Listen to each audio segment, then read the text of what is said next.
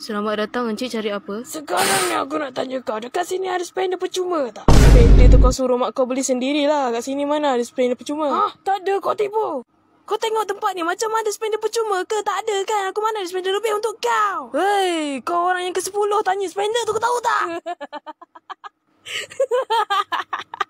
Kau nak kisah kau gelap kan? Kau pun sama je. Ya memang.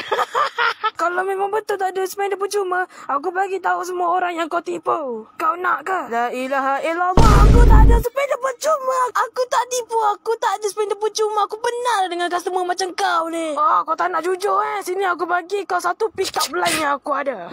Apa beza kau dengan sejarah? Sejarah tu masa lepas, kau tu masa depan aku. Oh, patutlah kau singgah sebab kau gatal sangat. Kau dengan mak kau tak beli lagi spender sendiri.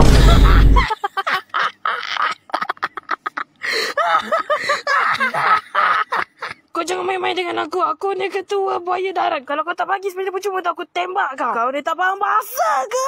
Ni kedai tayar bukan kedai spender. Kau faham lah sikit. Aku tak ada spender tu. Letak tepi lah pistol RM2 kau tu.